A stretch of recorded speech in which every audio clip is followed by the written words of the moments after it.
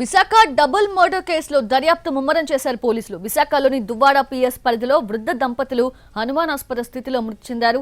అయితే దొంగలు హత్యకు పాల్పడి ఉండొచ్చని అనుమానం వ్యక్తం చేస్తూ ఉన్నారు మృతుల కుటుంబ సభ్యులు. మరింత సమాచారం మా ప్రతినిధి చిరంజీవి అందిస్తారు.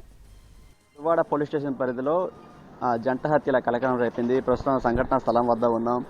అయితే ఇక్కడ నివసిస్తున్నటువంటి ఏదైతే రాజీవ్ నగర్ కాలనీ నివసిస్తున్నటువంటి యోగేంద్ర బాబు లక్ష్మి ఇద్దరు దంపతులు కూడా గత 30 ఏళ్ళుగా ఇక్కడే ఉంటున్నారు. వాళ్ళు ఉన్నటువంటి ఇంటి వద్ద చూస్తున్నాం. అయితే గుర్తు తెలియని వ్యక్తులు ఎవరో హత్య చేసి పారిపోయినట్టు కూడా తెలుస్తుంది. ప్రస్తుతం ఆ తాళాలు అన్నీ కూడా పగలగొట్టి తర్వాత లోపలికి వెళ్ళి చూసిన తర్వాత ఈ విషయం బయటికి వెలుగు చూసింది. దీనికి ప్రధాన సాక్షి ప్రస్తుతం ఎవరైతే యోగేంద్ర బాబు మేనల్డ్ ఉన్నారో ఆయనతో మాట్లాడే ప్రయత్నం చేద్దాం. అసలు ఎన్ని గంటలకి ఇష్యూ జరిగిందని మీకు ఎన్ని గంటలకు తెలిసింది?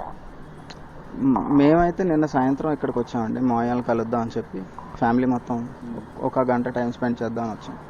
ఎవ్రీ మంత్ ఒక 1 or 2 days వస్తాం. అలాగే నా మేనల్లుడు 10th పాస్ అయ్యాడని చెప్పి స్వీట్ పట్టుకుని నిన్న వచ్చాం.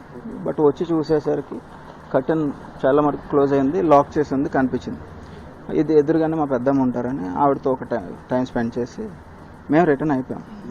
ఇక్కడ నుంచి కొంచెం దూరం వెళ్ళిన తర్వాత అప్పుడు ఈ చుట్టుపక్కల వాళ్ళు మా పెద్దమ్మకి చెప్పారంట, ముందు రోజు నైట్ ఏదో కొంచెం వాయిస్ ఎక్కువ వినపడింది, గొడవ పడ్డట్టు అనిపించింది. చూస్తే మెయిన్ డోర్ ముందు బ్లడ్ కనపడింది. ఆయన్ని నాకు ఫోన్ చేస్తే నేను మళ్ళీ వెంటనే రిటర్న్ వచ్చి ఫ్యామిలీతోనే చూస్తే నాకు కూడా భయం వేసి ఆయన బ్లడ్ కనపడేసరికి ఆయన ఎప్పుడు కూడా మెడికల్గా ఏమన్నా ఇబ్బంది వస్తే వాళ్ళ ఫ్రెండ్ ఇక్కడే ఉంటారు, వెల్ విషర్స్ ముగ్గురు ఉన్నారు, ముగ్గురికి కాల్ చేశారు. ముగ్గురికి ఏమీ తెలియదు అన్నారు.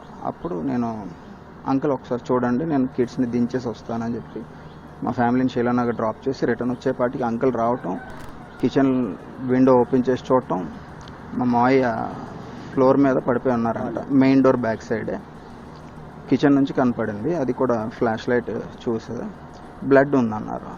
వెంటనే అంకుల్కి బ్లడ్ కనపడేసరికి పోలీస్కి ఇన్ఫామ్ చేస్తే అప్పుడు వాళ్ళు వచ్చి చూసారు.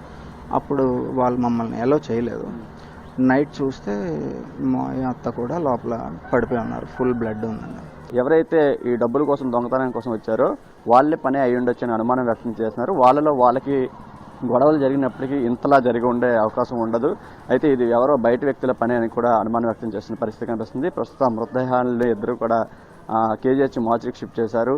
ప్రస్తుతం ఈ ఘటన మీద కేసు నమోదు చేసుకుని పోలీసులు దర్యాప్తు చేస్తున్నారు. కెమెరామెన్ సురేష్తో చిరంజీవి, ఎన్టీవీ, విశాఖ నుంచి.